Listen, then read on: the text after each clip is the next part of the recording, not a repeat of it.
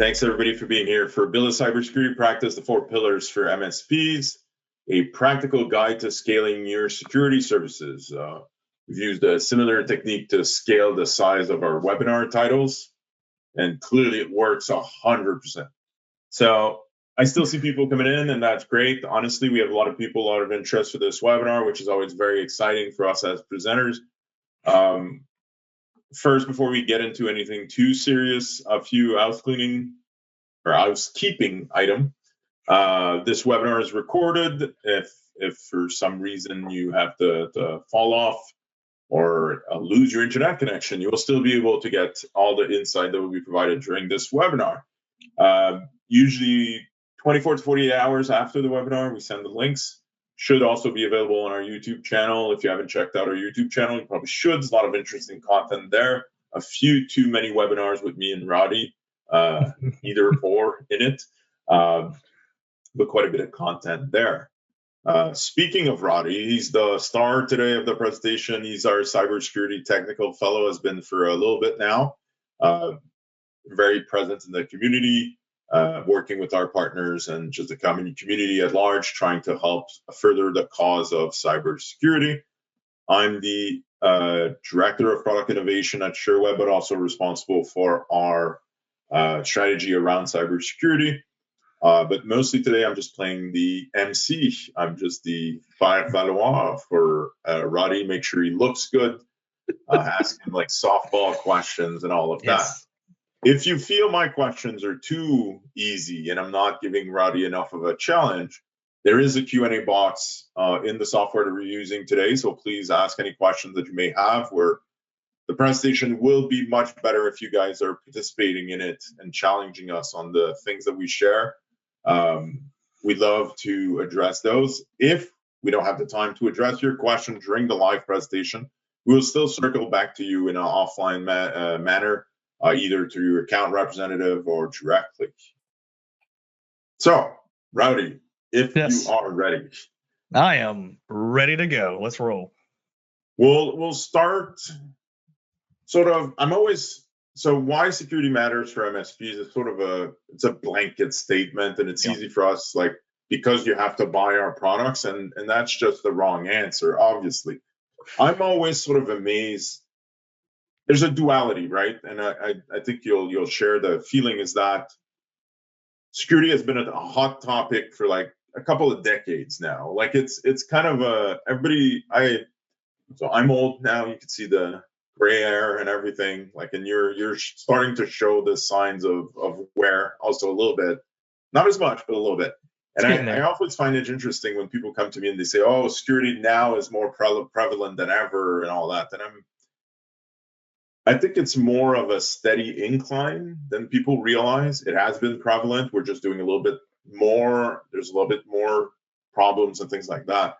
But instead of making it sort of a blatant statement, let's focus on MSPs. So in a practical sense, like, it matters to everybody. Like it matters to my mother that has a smartphone now. Like, but we're here to talk about managed service providers.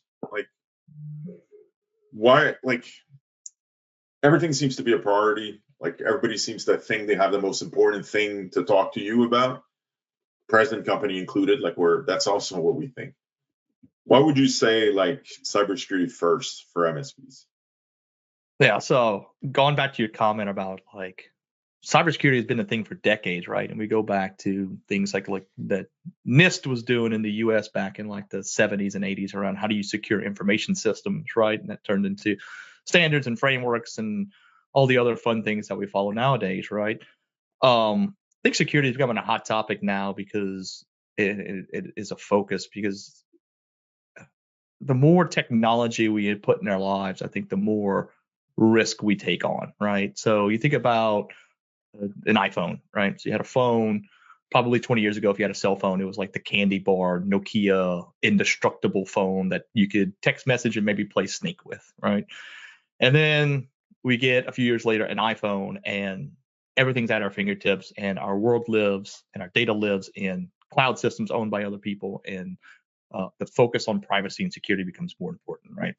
For MSPs, though, the challenge then becomes, as we expand our services into cloud services, and as we become more ingrained in business function, and we're not just fixing PCs, and we're not just making sure that the internet works on computers, that we have to focus more on the risk that goes on inside of a business. And that becomes more prevalent as technology grows, right? So 10 years ago, whenever we decided that the cloud was the next big thing, right? And everybody adapted to the cloud. We adopted to technology first, and then security came, and we realized that, hey, maybe we didn't have a real good grasp on that security. So now, as technology starts to come out, you have AI, and you have the remote workforces become more prevalent. I think the focus for MSPs needs to be on how do we secure those services or those business functions or those new products first before we start to sell them. So security should become a part of the continuous conversation, but should be a part of every conversation you have,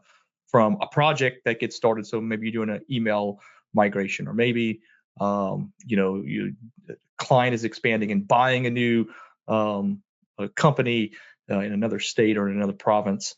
Like, we tend to focus on how do we get the functionality done, and not how we secure it. So security becomes a core function in pretty much everything we do, right? So those discussions and that ingrainment in business processes, business functions, has to be like a core focus for MSPs. So we touch here on like you say, it's core, like meaning it's part of the business. Like, it can't be an option. It can't be something that they elect to sell or not sell. It could be something they make a specialty. But there's would you say there's stable stakes to cybersecurity? Yeah. Like, if you don't do it, you're not really in the business of being an MSP. Yeah, you're not truly an MSP without like a certain level of including that cybersecurity. Yeah, I think that in every approach that we have with clients, right? If there's no security, if there's no talk of security, I think modern MSPs, right? That's a like you said, it's table stakes. It's a commodity that everyone should be practicing, right? Now, there's different levels and different maturities that you can have inside of a cybersecurity program, which I think we'll touch on in a little bit. But the idea that security is a bolt-on to your base offerings, I think, is dead, right? Like, that ship has sailed. We're way past that. It's kind of like break fix versus proactive management, right? We used to be reactive, and that was the core model of the IT service industry.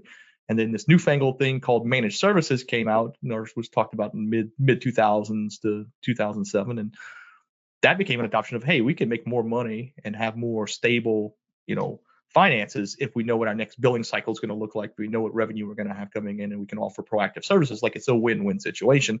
And I think the same thing with security. There's no downside to offering more security and reducing risk in a client.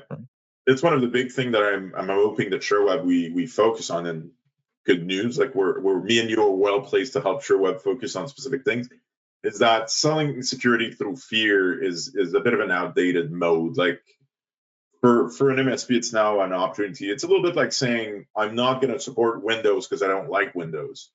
Well, no, like, the opportunity is supporting Windows, so you're going to support Windows. Like, the opportunity to do cybersecurity is how you grow your business. And let's sort of transition to a little bit more of that. Yeah. No, you're 100% right? Like, if you're going to be upselling more services to a business, and that's going to come with an increased price tag, I think there's a certain point where fear-based selling just stops working, and you have to show some kind of value. And I think that's where, like, risk-based selling and risk-based discussions and core business functions and continuity and protecting financial streams, right? That's where those conversations start to come into play. Saying, like, ransomware's out there. We all know ransomware's out there. Yeah, I 100% correct. And I would like to see that feeling be at the MSP level. So as an MSP, you should be excited about doing security. These days, I think a lot of the perception of doing things correctly as an MSP are tied to how you do cybersecurity. And when I say cybersecurity, I mean the wide spectrum of cybersecurity, including compliance, continuity, and things like that. But that's how you differentiate. So if an MSP is sort of dragging their feet on security, or hesitant, let's say, even if it's not voluntary, it's going to have a hard time to stand out as like a great MSP. Like, to me, they should be excited about it and be proud of the process they put in place, the stack that they use, and the outcome that they drive for customers.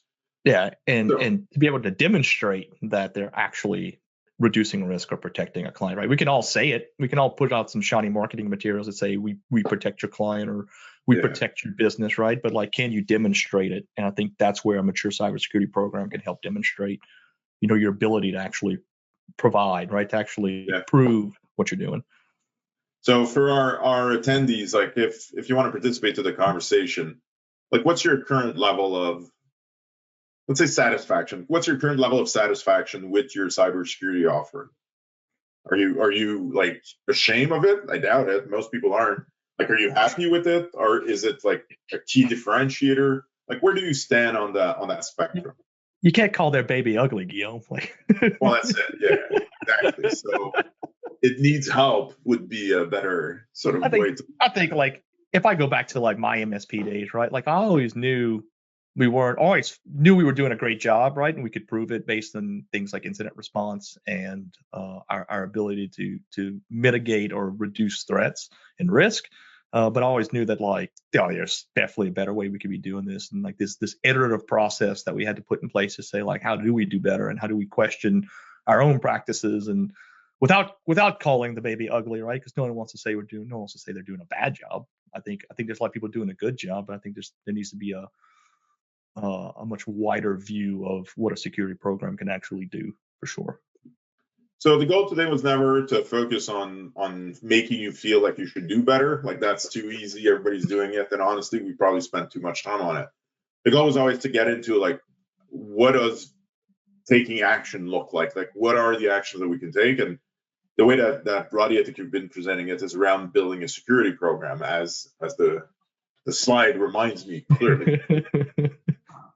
Yeah, it's about the program, like the all the pieces of a security program, right? Not just the tool set, not just the sales process, not just focusing on endpoints or focusing on firewalls, or but like how do we build an all-encompassing security program that touches on all aspects of business function and focuses on all the different components of what makes a security program successful, right? And it's an easy statement to make. It's a hard practice to do. But luckily, and that's what option number or point number one here is that for the longest time, a lot of really smart people, smarter than me, had gotten in a room and said, well, let's build a methodology, right? Let's build something that shows us what processes and what techniques and what tools and what pieces do we need to know to reduce risk and environment. And they build these things called frameworks. And we have a bunch of them out there, right? CIS controls, NIST 800-171, ISO 27001, SSAE controls around finances, right? So you have all these different frameworks made by people way smarter than us that help us figure out, okay, what's next? What do I not know, right? Because I think the old saying is you don't know what you don't know, or something like that. So you need to have some kind of methodology to follow, some kind of I don't want to call it a Bible, but you need some kind of document that drives your motivations and your reasoning, right? So that's where like frameworks come into play, right? And it tells you where your gaps are at, tells you maybe how you could be better doing things. It points you to some things you may not be looking at, and you can rest assured that like there's probably some really intelligent people who put those together. Hopefully, really intelligent people who put those together. So speaking of framework, and there's many other points here, so I'm not going to stick to it too long. And like I've heard it sort of presented as sort of the magical solution for MSPs around cybersecurity, and it feels reductive. Like whenever I look at these frameworks, they're pretty extensive. Like NIST 800-191, I've read because I had to. It wasn't. It wasn't the most thrilling like reading material. It was very dense. So how do you see them as a all or nothing type of proposition? Do you see them as a roadmap where we can iterate through them? Like, how do you look at a framework in practice? Not just saying you should have one, which seems a bit Yeah. So yes. So frameworks. Well, and you'll hear me preach a lot about them in my talks, right? They're critical in developing like a core function, but where I think, and this is where MSPs can come into play and show off like their expertise, right? It's how do you apply it to the lay of the land, and how do I reduce risk for things that fall outside of a traditional like control framework, right? So there may be different business processes or business instances that you have to help understand. So while control frameworks help us build like the core or the backbone, I think where expertise comes into play is kind of knowing like I know the fact that despite the fact that maybe I have a vulnerability in an SSL VPN on my firewall, I know if the feature is turned off that it's not a risk, right? Even though a control would tell me go patch your firewall, right? That's the difference, I think, and that's where I think expertise in education um, and years of practice come into play too. Which I think that's where MSPs have to shine and differentiate themselves, is their ability to interpret risk and interpret those gaps in how they actually can affect a business. So security, framework is where I would always get started, right? But it wouldn't be okay. I've done all these controls, I'm protected, because that's not what a framework does. A framework helps you reduce risk and help identify common gaps, but it's up to an MSP's like I said, in the lay of the land to identify those unique opportunities at a company or a client. Okay. So what we have on screen right now for the people that are looking, is very practical steps to attach to starting on the process. Anything more you want to add here, or do you want us to deep dive into the four Ps? I just want to talk a lot about and I know we're going to dig into it in the 4 Ps. I love it. That it's a lot to undertake, adopting a framework and working through those controls. I mean, I spent I think 4 years at our MSP reviewing and doing iterative changes and adopting different approaches to controls, right? Because you start doing them, you realize that you're not doing them correctly. So like, we'll take CIS controls for instance. Part of CIS control says you have to have an asset inventory. Okay. So how do you do it? Well, there's a very immature way of doing it, which is I have a legal pad and a pen, and I write down all the assets I have on my network. Well, then you might upgrade yourself to an Excel spreadsheet that you share with other people, so then they can add their assets to it. You could also have an inventorying tool that scans the network and then starts adding it to your asset inventory. And then maybe the next phase is you work cross departments with HR or procurement, and you're pulling in all that data from different departments and building an asset inventory list. So like you can be very immature in the process or very mature in the process. There, tie that asset inventory software to your software vulnerability management software, and then have an inventory of your vulnerability. Or your documentation system. So now all your written processes now have assets tied to them, right? There's a whole way to skin that one control that I think I could spend an hour talking about it. Yeah, that's a great point. I'm glad you brought it up, because I feel our industry, especially people that have something to sell, which have a love-hate relationship with who we are very like, I've presented things like the CIS framework as very like, well, why don't you have it all implemented, and like, what are you doing? And I see the list that we have on screen now as a much more complete approach that will bring you to more practical results. And honestly, like, one thing to keep in mind, like, for everybody that's here, because like they're like, well, a webinar is a good first step, I'm not sure what to do next. Like, it seems like such a mountain to climb. There is iteration to security. There is iteration to implementing those things. Whatever you do better is better. Like, it's not worthless until you get to the end. It's not full CIS or nothing. Like, it's not full NIST or nothing. Like, unless you have like a legal requirement that you're trying to meet, which is pretty black and white. And even then, that's not even true. Like, you can meet a legal requirement and still be improving how you do actual cybersecurity. I think that's an important point to keep in mind, and to make it a journey that you get on rather than a hill you look at and sort of despair. Compliance and security, again, like they're two, they intermingle, but are still two separate and completely different approaches, right? You can be compliant and still be insecure, and you can be insecure and still be compliant. So I guess it's in the eye of the beholder, right? Like, depends on who audits you that day. And so let's keep going on the practical sense of how to build your cybersecurity practice. Sorry, you would think I could say it, but apparently not. Um, this is what we call the subtle 4 Ps of a security practice. Like, walk us through it.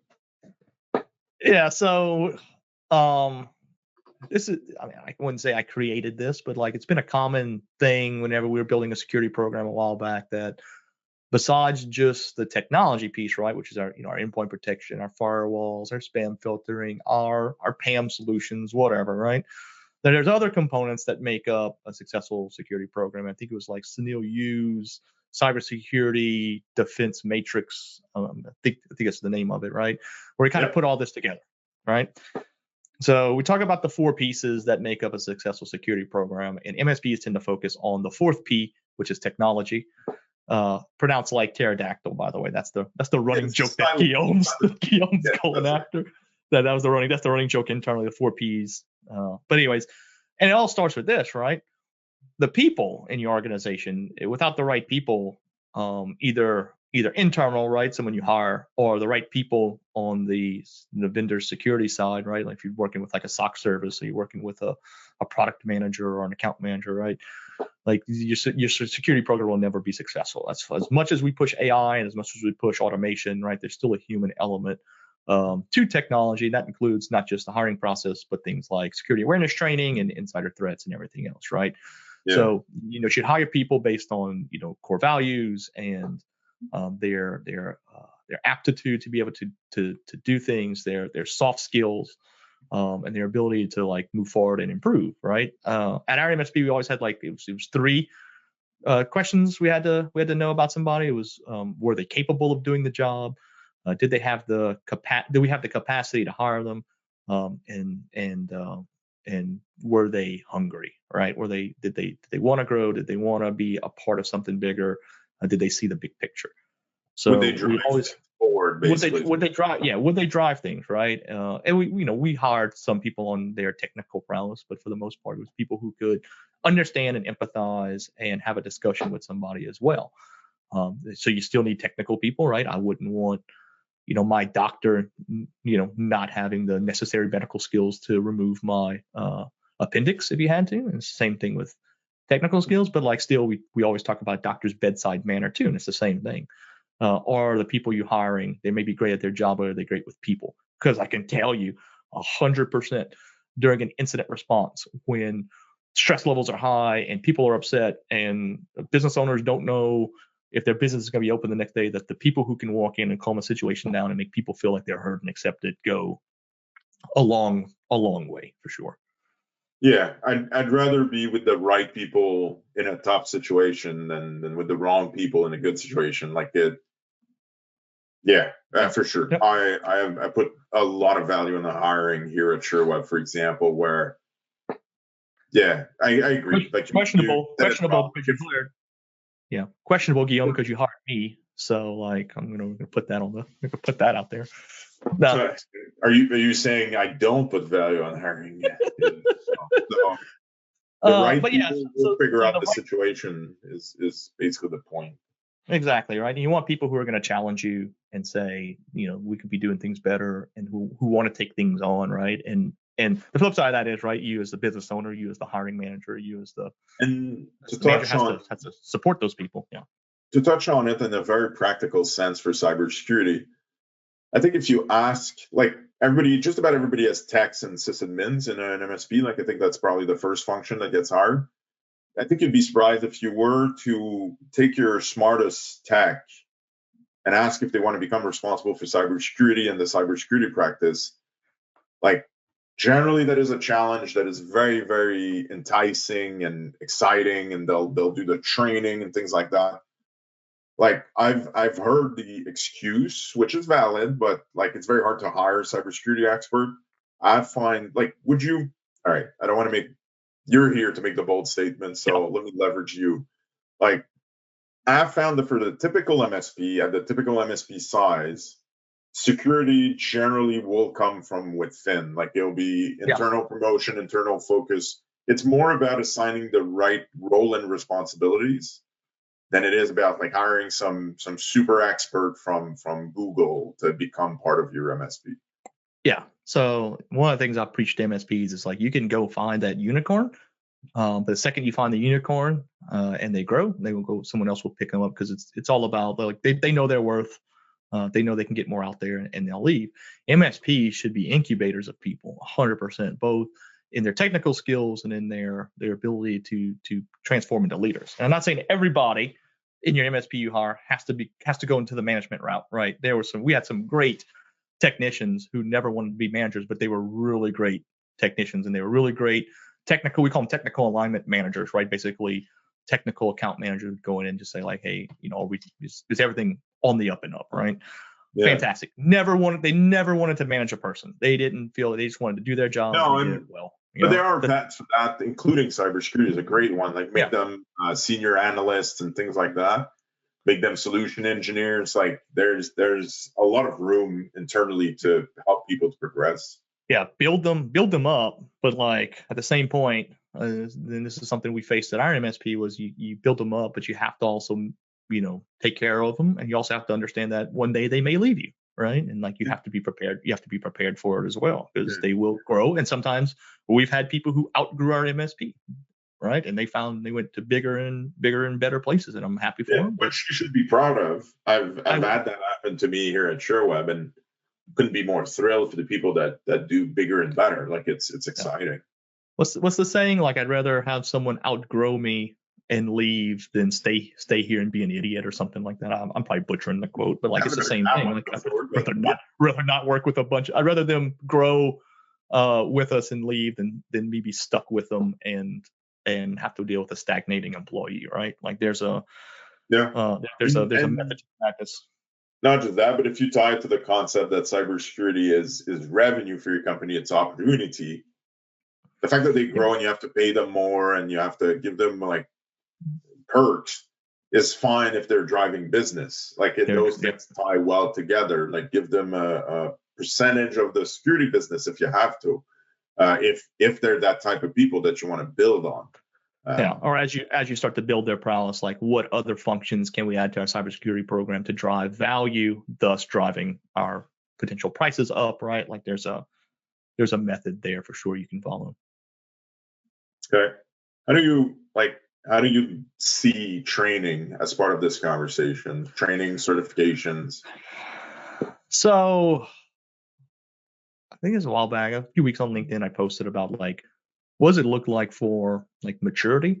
And there's two things that you have to do with a person, right? So you have to educate them. So they have to be able to have the knowledge of they need to know what a firewall is. They need to know how to do something, right? Certification just proves the fact that they know that knowledge. The next step up is how do you apply it? So you have to give them an environment in which they can apply that knowledge, because if they can't, then it's a wasted certification. So certification and the education has to be relevant to the job role first, and then they have to be given the space to apply it. And whichever certification that is. So like when I chased my CISSP, it was because our MSP was focusing more into risk management, and I needed to understand risk a lot more and the processes behind it. So I chased my CISSP. When we did that, we started talking about more CISO type services, because I could go and I could speak business a lot better than I could before. So you have to be able to see them growing, but growing in the right direction where it can be refocused inside of the business for sure. It's a little bit like learning a new language. You got to have a reason to, like, you have the outlet to practice it and use it if you really want to make that something that can become actionable and everybody's happy and all that. Yeah, and they have to be given these projects and or rocks or whatever you want to call them, right, to build upon. And give them some space to fail a little bit, right? Like you don't want a catastrophic failure at the business, right? That puts the business at risk. But you need to be able to have some leeway where if they stumble and fall, you say, what did you learn? What's our learned lesson here, and how do we pivot from it? But you can't put them in such a structure where they can't have the ability to trip over themselves, right? And I don't think that's where learning happens, What I would add to that is, again, iteration is probably key. So you don't need to give them like, hey, you were a sysadmin yesterday. Today, you're the owner of the security practice, and you have to build it out to $1 million a year of revenue. You can start with very small like specific tasks, like, hey, this client asked for a security assessment. Can you look into that? Can you propose something? And then if they make that a success, then build on that success with other success. Like that's kind of the idea. Yeah, that's pretty much how we stumbled into the security program, right? Like insurance requirements were starting to ramp up in like 2016. Like we worked with insurance companies, so obviously, yes, there was a lot of talk around new security requirements, and we were kind of like, okay, well, let's start building out our first security program, right, based on some of these requirements. And that was, it was horrible. Like the first security program we ever built was bad. But but my standards today, it was bad. But at the time, it worked. It's better. It's better. It's iterative, right? So yeah, that's right. It was an improvement. Okay, moving on to the second pillar, process. Yeah. So what do you mean by process? Meaning it's a broad statement in and of itself. Like obviously we have process, but where do you focus when we're talking about building a cybersecurity practice in practice? Yeah. So processes to me kind of flow into baseline configurations. So when I do something, I have to make sure that it is the same across the board, right? And that's where we start getting the baselines and around, especially around security. I don't know where my gaps are at if every single thing I do is ad hoc, or everything's done by muscle and feel, or everything's done by one person who may or may not leave my company, because that's a risk. If that knowledge leaves with that person, it becomes a problem, right? So what we need to do is have a repeatable process, right, that anybody can follow, anybody can pick it up, read through the steps and say, I can create this same outcome based on these steps being done, right? So we know we have a baseline. And from that process that we write down that everyone follows, we can then do things like automation, or we can do Intune policies, or we can do something to help automate these settings or these processes, or the way we create user accounts, or the way we set up new workstations, or whatever, right? Our whole goal is to create the same outcomes, so we know where our gaps are potentially at. Or in the instance of creating new user accounts, if we don't document where those new user accounts are created and someone leaves, right, employee gets terminated, we don't know where to go disable those accounts, and that access could be active for months, years, until potentially something bad happens. So process is all about reducing errors and having the same outcomes for the most part. And then that ties into, again, automations and other fun things you can do with scripting and different management engines like an Intune, or like an RMM, right? Or a Roost or something like that. Which a good old Roost, right? If we're gonna let's plug Roost now with Sherweb. Yeah, now available.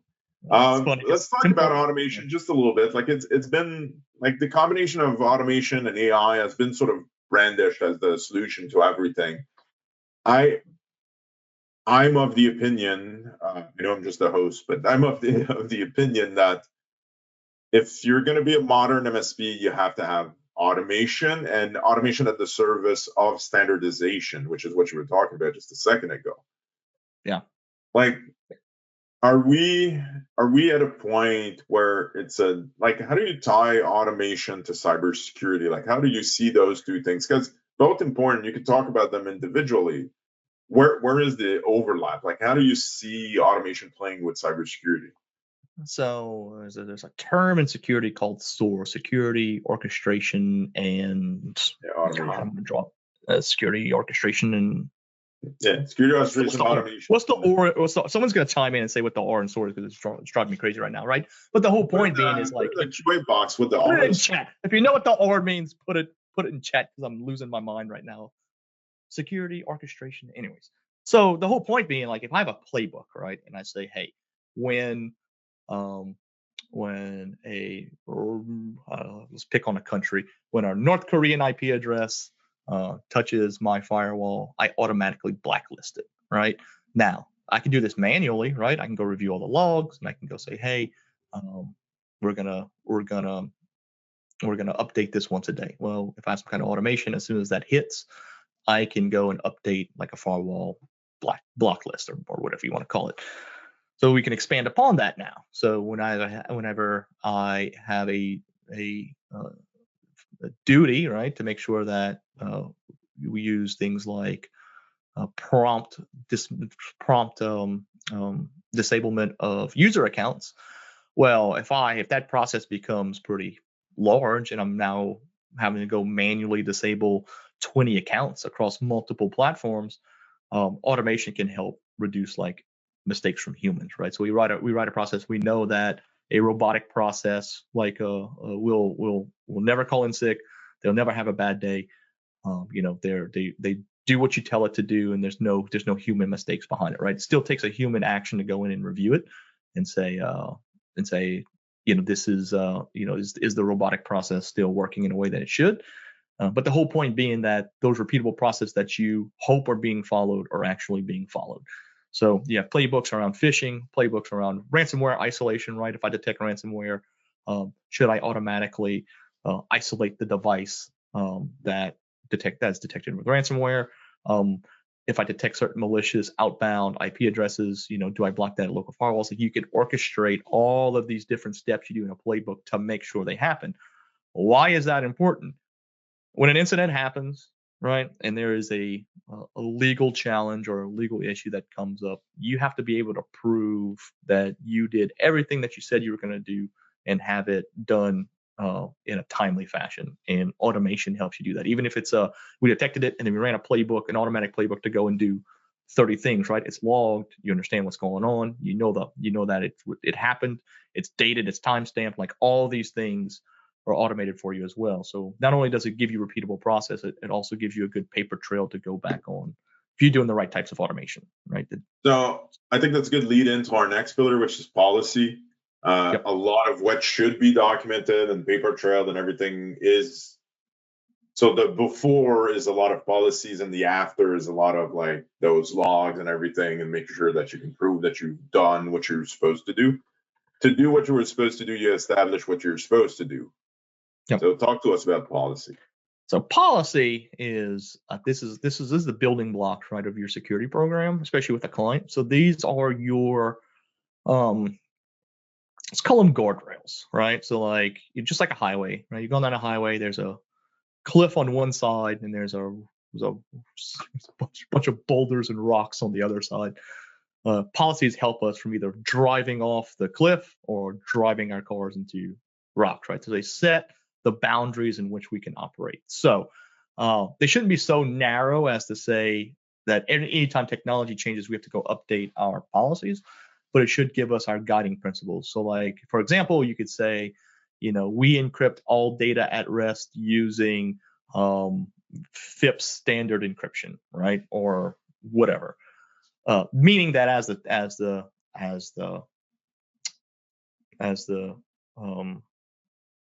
programs and the encryption types change, as they improve, you're still required to go follow it, and that's a part of our policy.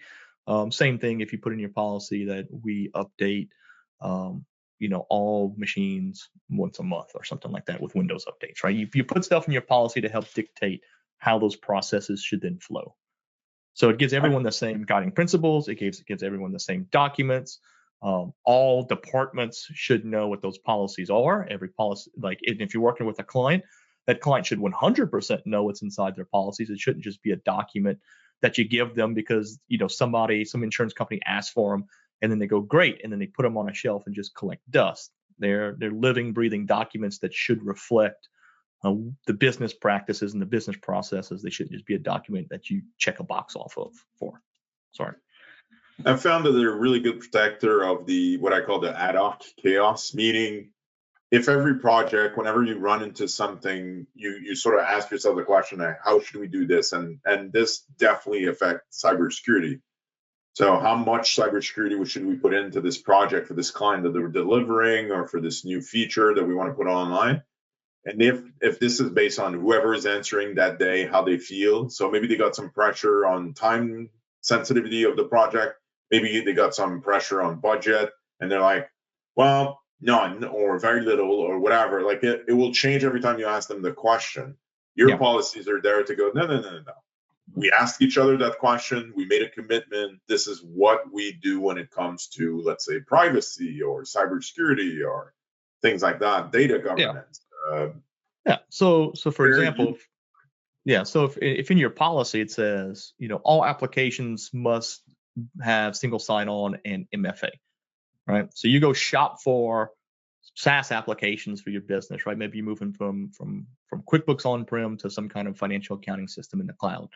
Well, there's no debate, right? If a product you're looking at doesn't offer single sign-on with Office 365 or Intra, and MFA is an added license, right? Well, then that has to be a part of the conversation. Yeah. So if they don't offer single sign-on, they're a no-go, because your policy, which we all agreed on, is our base understanding of how this business should operate.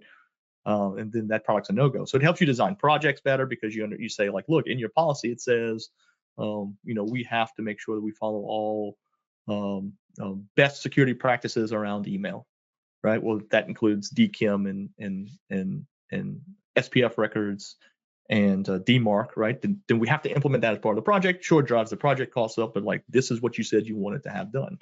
There's no debate on where our security focus should lie, or what's inside or outside of the security boundaries for a company. And if they have to if the policies have to be updated because we've identified new potential issues, that's why it's a living, breathing document. We go update it and we say, hey, the business across all business divisions are now doing this, and we all understand it.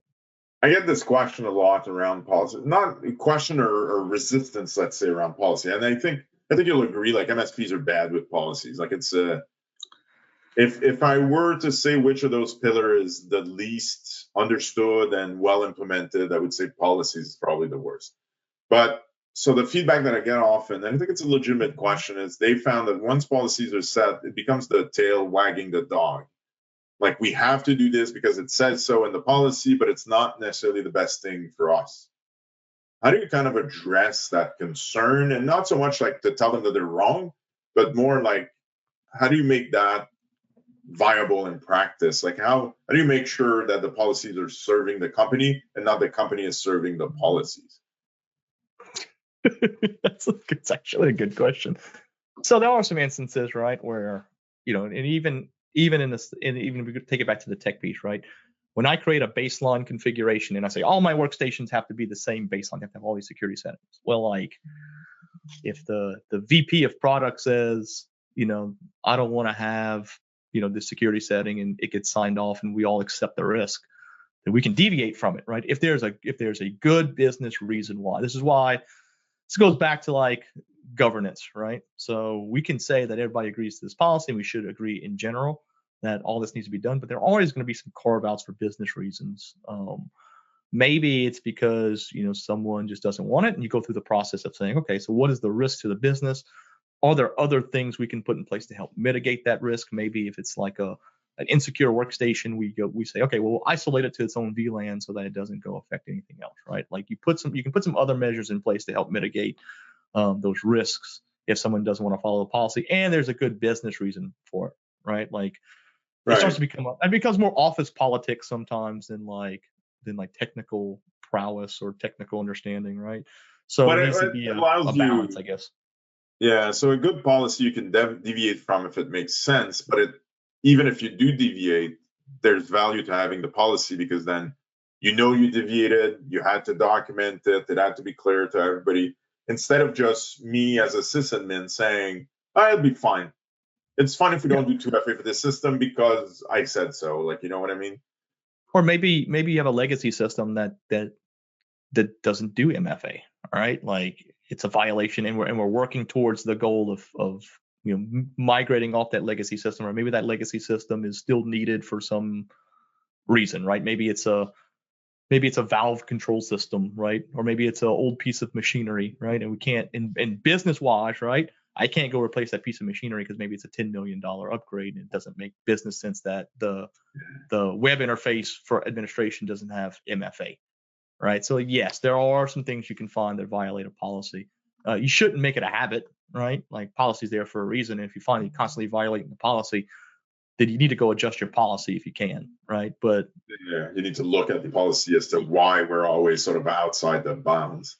Yes, I guess that's where, like, there's no real hard, fast rule, but like the general consensus is you should always bring up the fact that this is in violation of your policy. What are we doing? And have a well-written or real documented reason why this doesn't fall under the policy.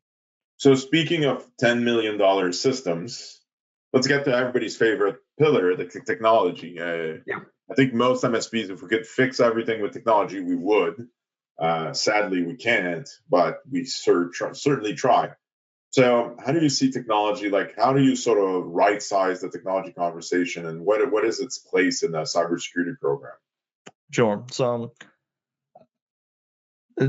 technology, we can't get away from it, and especially in security, because we have that. Then sometimes it's the first thing we go to in a security program is say, all right, well, we need backups and we need some kind of antivirus or endpoint protection. I know we need a firewall, right? We know we need some basic things there, so we'll never get away from technology.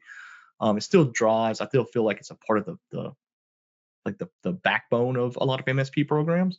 With good sense, we're very technical people. We understand tech a lot better than sometimes we understand people. So we always fall back on tech. But the problems I see a lot of times is that we buy tools that don't scale with where we see our business going, right? The rule of thumb we always had at our MSP was like, all right, if we're a $2 million a year business, we need to act like we're a $10 million a year business when we buy a product, because that's where we're heading, right? We're all heading towards a $10 million business. We want products that'll scale with us, and we don't do that. We get a product that is either maybe on the cheaper side of things, or B, serves a specific narrow purpose. I always called it the kitchen gadget issue. We're like, I have a garlic peeler, I have a lemon squeezer, how often, right? Can I just buy one tool that does maybe a few things, right? Like I know I need a blender, and I know I need a stove, and I need a pan, but I don't need a million But kitchen you need gadgets. a blender specifically to make smoothies? Maybe not. Here's the thing: I have like 3 coffee makers at my house, so I can't complain. And that blender example was not completely random. But like the thing though, right? Like we have the kitchen gadget mentality. We have the shiny tool syndrome. We always talk about it all the time, where it's like, oh, vendor B told me their product does so much better. And then they hand us a one sheet that says, oh, product A is better than product B in these categories in this testing, and I'm like, all right, well, let's make a switch. And then we're not completely satisfied, and then 2 years later we make a switch, and then we keep doing this whole switching process thing. And let me see if people are still paying attention. So put the kitchen gadget that you wish you had this sense of not to buy, like because it's too specialized or useless or whatever. Put it in the QA box or put it in the chat, whichever one you want. But let's see if people are still paying attention. I know you have one. You probably have 5. Just one. One is fun. My one that I have in the we have a gadget drawer here. It's a cake leveler. So like you set the wire, it's like a wire, right, between 2 metal bars, and you set the height of the wire, and you slide it along it, and it makes your cake layers level. Yeah. How many times have I used it? Never. It's there, staring at me. Could a knife and a steady hand have done the job? Probably. Perhaps. So, but that's the thing, right? We get this. We run into an issue of, and this is where I think like vendor risk management comes into play with our tools, right? Like, do we want our security tools in one bucket, right? In other words, and I'm going to pick on Microsoft. If I had to do it all over again, right, and I was starting off my security program, I would probably be very heavy Microsoft security, right? It's easy. It's on one platform. All my logs and analytics and everything is in one pane of glass. But as I mature, right, I understand that if something bad happens with Microsoft, what's my protections? Nothing that I'm saying Microsoft would ever have a really bad incident or anything. I'm not saying. I'm just saying that you start to say, okay, well, maybe I should spread the load a little bit between different vendors, okay? But if you spread the load too much between vendors, you probably aren't managing your vendors well enough to know where their risks are at and staying up to date with all the different changes that go on with X, Y, and Z product. Also makes automation harder. Makes automation harder, especially if you're doing a bunch of API calls here and there. So much changes that go on with APIs. So there's a whole bunch of questions where I don't have sort of a final answer on. I think it's an open situation where each MSP is kind of a case by case thing. Yeah. I don't think necessarily leveraging Microsoft security. Well, I don't think that leveraging Microsoft security is wrong. I also know that the opposite is not wrong. Like both are viable and have sort of stronger points in both cases. It boils down to technical abilities and risk appetite, right? Which are two things I can't tell you in your MSP unless we would So sit down with you. I want to get to our last section because I really like it. It's pretty much my favorite section. I just want to call out here in the list on the right, like, don't forget the technology mal-aimés, the people that don't get the attention. So data protection for sure, like backup and all that continuity. Like, you may not see it. If you don't see it as part of your cybersecurity program, then honestly, that's a black and white answer. You're wrong. It should be part of your cybersecurity program. But also things like attack surface management, risk management, GRC, like, they're not the first thing you should look at. Like, if you're starting, I'm like, it's completely fair. If you don't have them so far, I'm not shaming you. Like, that's 100% correct. But as you're evolving, those are the things that you should look into. And that's, I think, they really transform your cybersecurity practice from a, when I have a virus, I'm going to detect it and it's going to be removed, to I am managing your cybersecurity risk as a company, my client. Like, I know you are, I know what's happening, and I can communicate that. And I think that, as far as the perception of your MSP from your client, will be greatly impacted by those kind of things. Saying that you run an endpoint protection, nobody's impressed. Like, no, like, and I'm sorry, like, I don't mean that condescendingly. Like, the clients are not impressed. If you can show, like, I did a scan proactively, here's how my conclusion, I built a project around it, here's why, here's how it fits into my regular service offering. Now you're a pro. Like, now you're kicking ass, and it's a lot easier to sell in that sense. Or if you can tell a story, right, around how you prevented X, Y, and Z, or how you handled X, Y, and Z at another business, right? Those are always good. So quick update on the kitchen appliance. Clearly, people were paying attention. We have a bunch of them. I'll come back to that, see if we have a minute. So I want to spend a little bit of time here. Common pitfalls. So do this, do that. It's sort of something we try to avoid at Sherweb. Like, we want to be our conversation with you guys to be more than just like, hey, you should do with all these things, and otherwise you're irresponsible. So what are the common pitfalls of, like, if you just follow the advice that we've said so far, where does it hurt? Like, what would you say? Hey, watch out for this, watch out for that. My pet peeve, and it's something I didn't practice at our MSP, but I see other MSPs do, so this is my personal opinion, is the nickel and dime approach to security, right? Where you say, all right, you get, we'll sell you email filtering for 25 cents an email account, and we'll sell you one for $5, and you start to piecemeal. It should not be a piecemeal approach. It should be, here's my security program, right? As part of the security program, we're going to reduce your business risk. The program is going to be changing. We will have an open communication and risk-based approach to your business. Everything we do follows a framework. So if you follow this framework, we can reduce risk, but your costs are this, right? I feel like when you nickel and dime, you're telling people that this is extra, right? Or this is not required. This is exceptional. Like, it's. So we had one security program, and it was based off of CIS controls and other best practices that we had. And you either followed our approach, because our whole goal was, like, you hire us as your tech consultants. Like, we're a consultant. We're not a computer guy. So you hire us for a reason. You trust us, or you're supposed to trust us. Like, let us guide your business, right? So I think unless you have to line item and as part of, like, tax purposes or whatever, but it's a comprehensive package. It's not, we're not building a sandwich where it's like, hold the mayo, hold the pickles. Like, this is a birthday cake. You don't say hold the icing on a birthday cake. Right. Or, like, you can, I guess. The number of eggs that's going to be in your cake. The way that I've been thinking about it recently is, like, if a client comes to you to be the MSP for them, like, they want you to be great. And the security is how you are a great MSP. It's not a product that you sell. Like, they're coming to you to be exceptional, like, to do it the best possible way. And basically, your cybersecurity services is your explanation of how you are really, really good at what you do. And that has a cost. Like, your service have a cost in the end. So to me, it's like, if they come to you and they try to nickel and dime you on the security, they're basically saying, I don't want you to be great. Yeah. I want you to be cheap. Well, then maybe you're the wrong client. Like we're misunderstanding each other if it comes to that. If Yeah. it's part of how you operate, like that's why they should come to you. They should come to you because you know how to do it. And how you do it is everything that we discussed today. Like that is the recipe to the cake.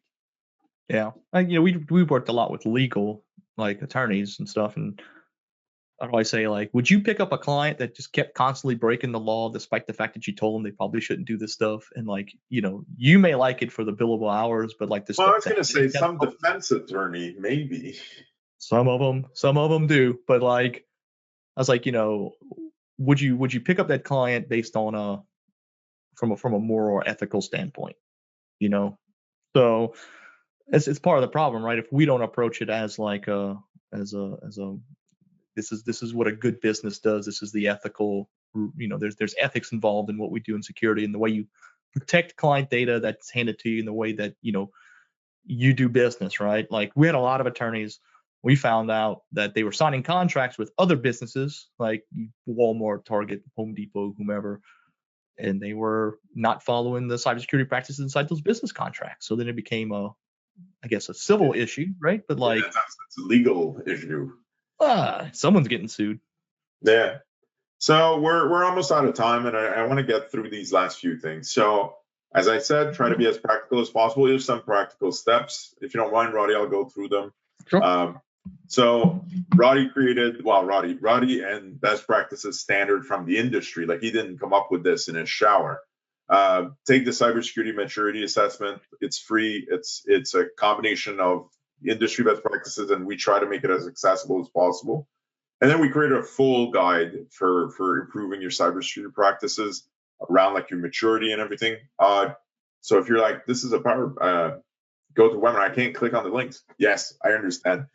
So 2 ways to get access to those. We will send you the presentation when we send you the recording, so you will have access to the links. Or talk to your account representative, talk to us, talk to Roddy, like ask us for those documents. We'll be happy to share those links. Yeah. Last thing, we are creating a cyber MSP community. We want to have not experts, like we will have experts, but we're looking for all MSPs that are interested in cybersecurity and then want to do better. Like it's not about where you are in your journey with cybersecurity, it's about where you want to get to. So if you're interested in that, we're taking signups now. It's free. It's fairly distinct from Sherweb. Like it's not we're not trying to sell you anything. We want to create a place for people to have conversation, learn, share success, share failures in a very comfortable way. So if you're interested, just let us know. We're getting that started. And then last few things. So, actually, if you want to take action now, you have the QR code for our cybersecurity practice program. And then a few of the other links are here as well, some content, some videos, plenty to do. Like I said, don't get overwhelmed. Don't try to do everything at once. If you can get it as a top-down exercise from your organization, like the old organization is like, yes, we want to improve our cybersecurity practice. Let's make a plan. It's a really good way to get started, get some support, get some attention. Anything else, Roddy? Anything you want to put emphasis on or call out? Yeah, just real quick, like if you add me on LinkedIn, I post a lot of security topics there. But if you ever have any questions or anything, or if you're kind of just stuck in your security program, like what could I be doing better? Let's have a therapy session and talk about it. So 30 minutes, I can get you through it. You can start walking through a game plan. Great, terrific. So I want to thank everybody, the people that have bread makers that they're not using, that have Ninja blenders that are stuck behind the counter. We appreciate you. We understand you. We're one of you. I have the same issue. We listen and we don't judge, Guillaume. We listen and we don't judge. Yeah, we collaborate. We don't judge. Get active with us. We also contact us, touch some of our documents. Like we're here for you guys. We have a security roadshow in Toronto that is coming up in May also, that the registration will start now-ish soon. So if you're in the Toronto area in Ontario, Canada, that'll be accessible. We'll have some US date in the fall as well. Thank you very much. Super appreciated. Thank you, Roddy, for being here. Always a pleasure. Welcome. Have a great day, everybody. Thank you. Have a good one.